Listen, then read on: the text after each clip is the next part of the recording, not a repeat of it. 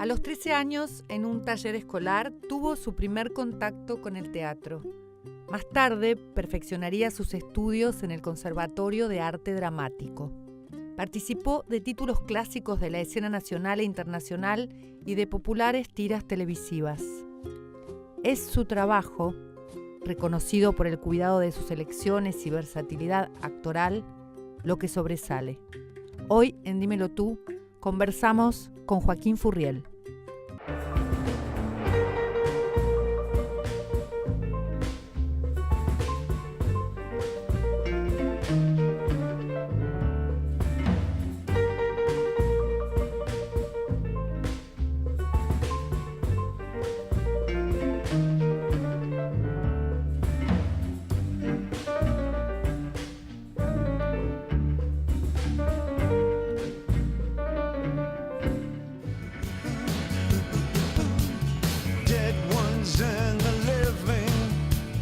Bueno, gracias Joaquín Furriel por esta nota. Hace mucho que queríamos entrevistarte y aquí te tenemos en el Four Seasons hoy. Bueno, muchísimas gracias Mariana a vos por invitarme. Bueno, pasaste la mayor parte de tu infancia y tu adolescencia en Adrogué, en provincia de Buenos Aires. Contame un poco cómo fue esa vida ahí en el barrio, tus valores, los valores de tus padres, qué cosas te transmitieron, qué cosas te llevaste de Adrogué o te seguís llevando porque creo que volvés todo el tiempo, ¿no? Sí, sigo teniendo mucho vínculo. Claro. Yo creo que el lugar donde uno se crió, así sea por teniendo una sensación de mayor felicidad o de menor felicidad, es de alguna manera un ADN que te va a acompañar toda tu vida, ¿no?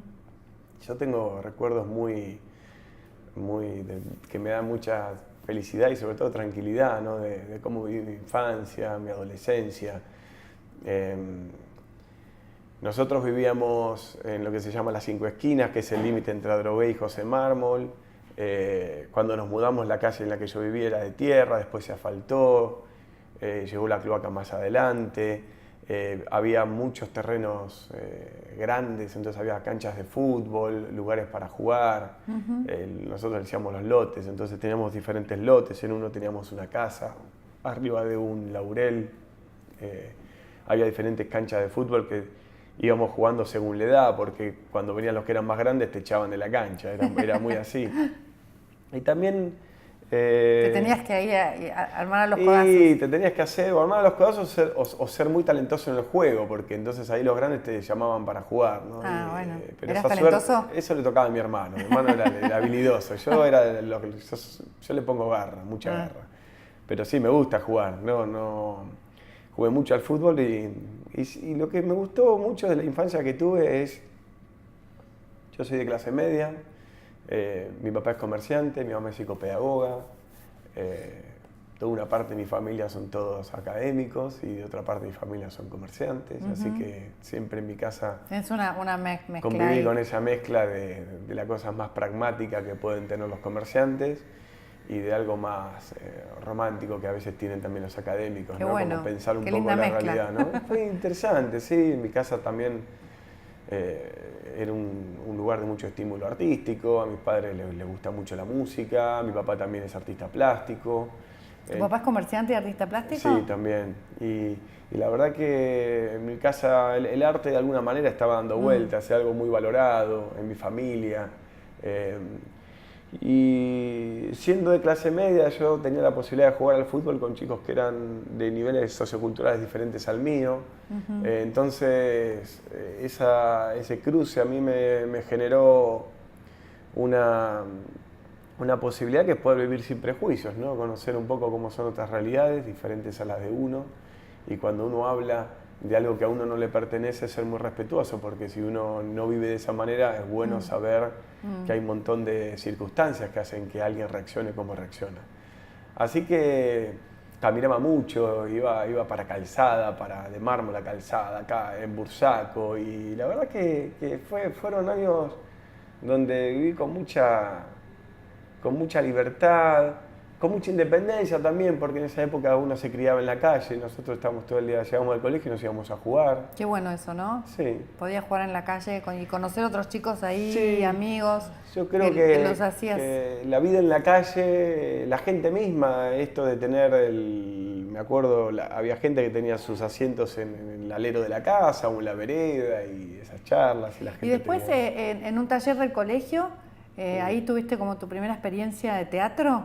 Sí. Ahí fue que sentiste algo especial, te diste cuenta que era algo que te gustaba. Vos sabés que yo iba a un colegio que era como un colegio muy progre en la zona, llamado el Nuevo Colegio Bursaco, y que, por ejemplo, nosotros teníamos telar en segundo grado, como algo muy importante, como aprender a darle una utilidad a lo manual, ¿no?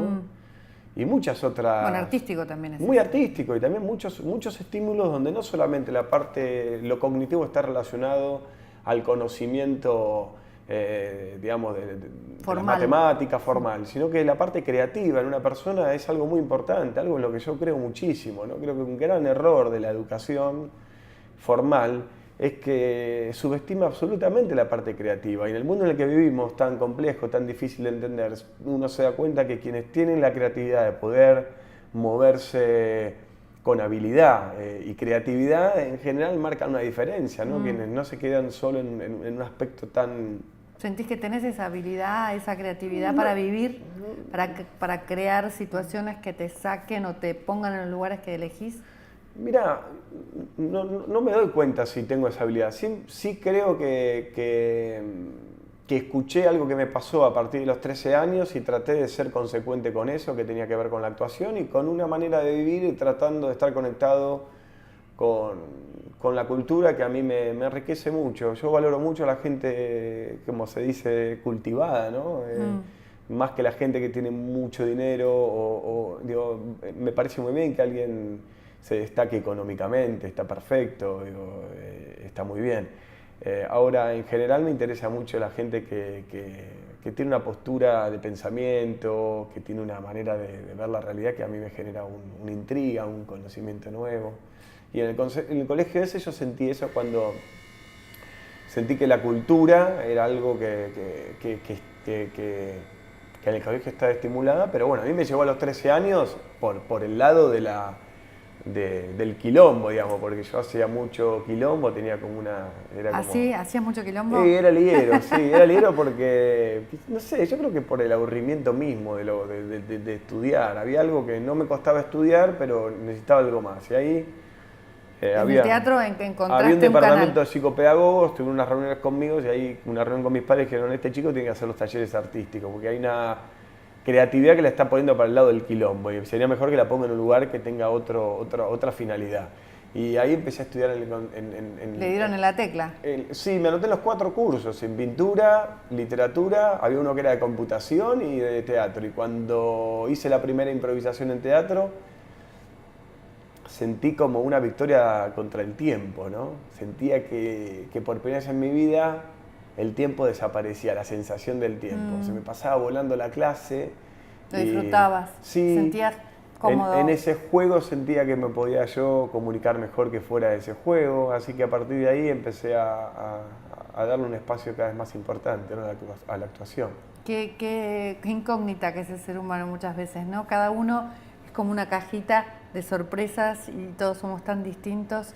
Te quería preguntar también, porque estudiaste en el Conservatorio de Arte Dramático, o sea, después buscaste profesionalizar eso, ¿no? Sí. ¿Cómo era formarse como actor en ese lugar durante cuántos años? ¿4? Fueron 5 con la residencia, 5. 4 años de estudio y un 5º año con la residencia. Yo iba al turno mañana, era de 8 a 1 de la tarde y teníamos muchas materias. Materias, por ejemplo, relacionadas con lo vocal, teníamos canto, teníamos fonoaudiología, articulación, después teníamos... La voz. La voz. Después las materias corporales, teníamos, bueno, danza, rítmica, clown, mimo, expresión corporal. Cuerpo. El cuerpo. Después teníamos actuación, teníamos teatro improvisación el primer año y estructura dramática. Segundo año teatro argentino, tercer año teatro clásico. Qué espectacular. Y cuarto año siglo de oro español y otro tipo de teatro más complejo que tiene que ver con el teatro en verso. Shakespeare Calderón de la Barca, Calderón de la Barca, Lope de claro. Vega, Shakespeare también lo veíamos a partir de tercer año, veíamos los clásicos, Shakespeare, Molière. Claro, es una gran formación también cultural, ¿no? Sí, Porque nosotros teníamos, por ejemplo, materias como historia del teatro universal, historia del teatro latinoamericano, historia del teatro argentino, historia del arte universal, entonces yo, no sé, a mí me pasa que ahora que estuve filmando en Madrid, el único día que tuve libre fue el sábado que terminé a las 3 de la tarde, me fui corriendo, me quedaban 3 horas al Prado y después corriendo a Reina Sofía, yo quería volver a ver Velázquez, las pinturas negras de Goya y el Guernica, de Picasso, porque lo había estudiado tanto claro, en el... Que querías entenderlo mejor. Quería volver a verlo, porque lo había visto cuando había ido a Madrid la primera vez a actuar al teatro de Ensayo 100 de Eynes, que fui cuando era alumno del conservatorio, y me acuerdo que fue la primera vez, las Meninas fue la primera vez que vi un cuadro que lo había estado estudiando durante un año. Es importante para un actor, porque también ha pasado, sobre todo muchos de los actores de tu generación, algunos han trabajado, han tenido éxito y no han ido ni a una sola clase de teatro, ¿no? Y a veces se jactan de eso, muchos actores. A veces no te da, digamos, un poco de pudor o un poco de bronca que haya éxito para alguien que no se rompió tanto como vos, que no estudió tanto como vos, que no tiene tantas herramientas como vos. No, ¿No Mariana, te pasa? No me pasa porque A mí me daría. No, ¿sabes por qué? Lo que a mí me pasó es que a mí en ese sentido la televisión me ayudó mucho. Yo empecé haciendo televisión con... El primer programa que hice lo hice con Iván de Pineda, por ejemplo, que era un modelo en aquel momento que estaba empezando a incursionar en la actuación, lo habían llamado a los productores. Sin embargo, por ejemplo, Iván, las charlas que tenía con él tenía un gran respeto por pero además Iván es un trabajo. tipo respetuoso, sí, un tipo... Y me parece es estudioso también. Que a mí, por ejemplo, la televisión me quitó mucha estructura que me había armado el conservatorio. Además, yo en el conservatorio tuve la fortuna de, por ejemplo, formar parte del elenco mismo de Roberto Escobar, que falleció hace muy poco, que fue uno de mis maestros. Sufrí mucho su muerte, pero bueno, ya tenía sus 90 años y estaba bien que su energía sigue estando de otra manera. Sí. Y con Ivonne Lerchundi. La verdad que, por ejemplo, con ellos, yo fui a festivales muy importantes de teatro. Uno de los más importantes fue el festival en Georgia, el de Tbilisi. Yo vi a los grandes elencos de Europa y de Estados Unidos, con actores muy importantes de teatro. Y lo que por lo menos a mí me gustó de lo que yo vi fue un camino de mucha formación en el tiempo y de trabajo. Esa es una elección, es el camino de uno.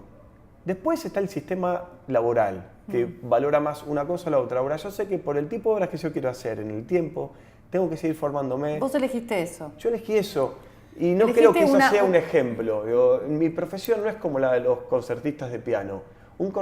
Marta Argerich tiene que estar muy formada para tocar lo que toca. Estoy hablando de un genio dentro de su... Hay un montón de otros pianistas que no llegan al nivel de Marta Argerich, pero que igual tocan, pero todos estudian.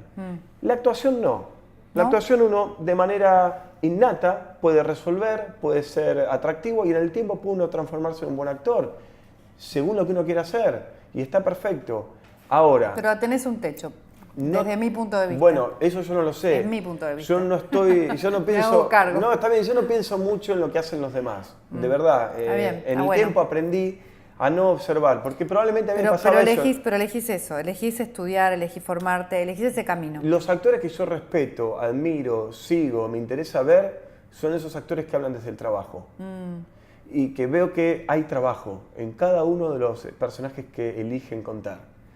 Yo intento eso, he hecho de todo, he hecho programas novelas blancas a las 2 de la tarde, he hecho programas pocos para adolescentes al principio. Porque eso te da también he hecho de todo, pero montaña rusa, ¿no? Empezaste de todo, con claro. Montaña Rusa, ¿fue en ahí? televisión hice unos capítulos, Pablo Culera era el productor de Montaña Rusa Otra Vuelta. Sí.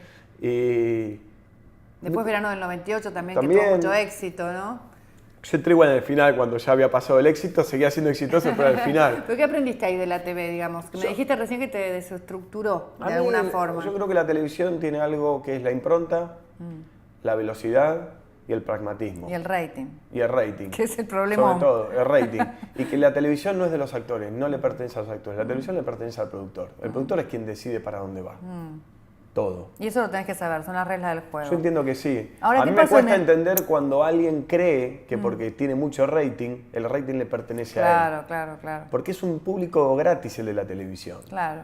Pero ahí es cuando se diferencia el trabajo del no trabajo, ¿no? Porque el estudio, la profundización, hace que vos puedas discernir que estás en un medio como la TV, en el que hay ciertas reglas y no te la crees, digamos, no crees que ese rating tiene que ver con vos, sino que tiene que ver con un equipo, ¿no? Eso depende. O con el termómetro de la gente, porque por ejemplo entre Caníbales, súper proyecto y sin embargo, bueno, ahí cuando bajó un poco el rating, lo movieron, lo corrieron, hubo todo como una incomodidad, ¿no? Sí.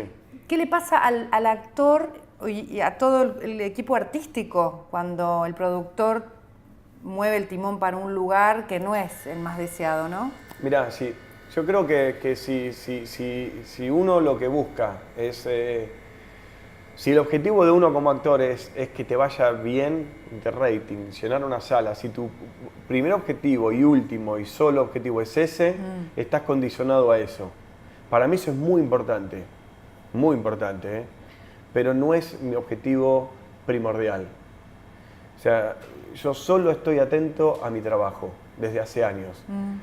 A mí un profesor muy bueno que yo tuve en el conservatorio me dijo una vez, el trabajo genera trabajo en lo nuestro. Entonces, yo de programas que no he tenido mucho rating, pero he trabajado y he demostrado que puedo trabajar como actor, me han llamado para proyectos superadores y muy interesantes. ¿No sabes dónde puede estar? ¿Dónde puede saltar la liebre? ¿Dónde puede saltar la liebre? No sé por dónde puede saltar la liebre. Y alguien siempre te está mirando y alguien verdad, siempre está valorando lo que estás haciendo. No depende ese trabajo, es ¿no? Que no depende es como una gema propia.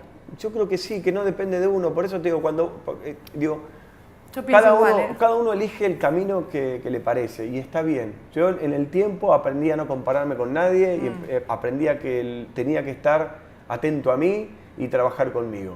Porque en la comparación siempre salís perdiendo, porque vos no sos el otro.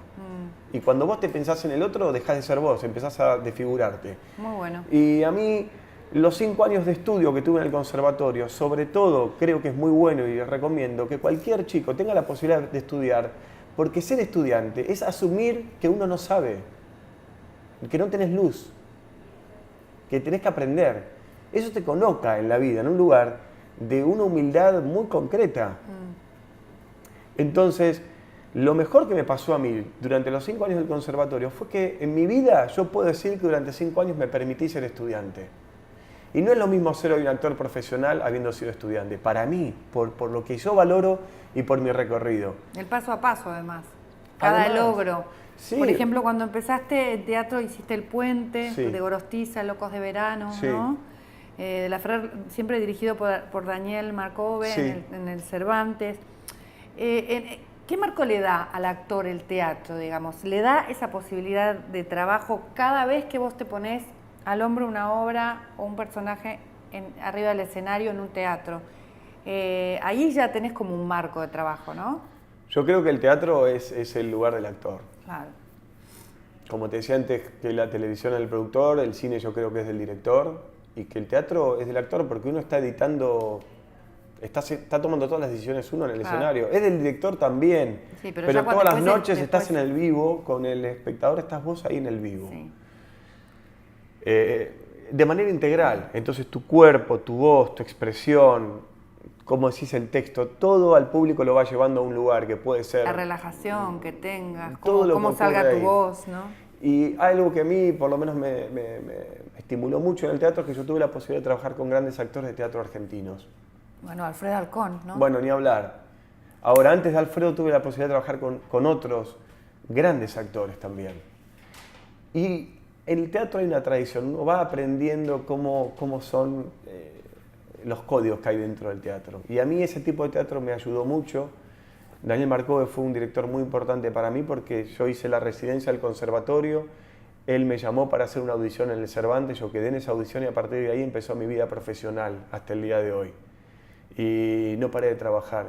Y yo siempre estoy muy agradecido con Daniel. Daniel es alguien que a mí me dio una de las posibilidades más importantes y más difíciles, que es mostrar tu trabajo arriba del mejor contexto, con Alicia Verdaxagar, Horacio Roca, Márgara Alonso, Julio Ordán, un elenco maravilloso.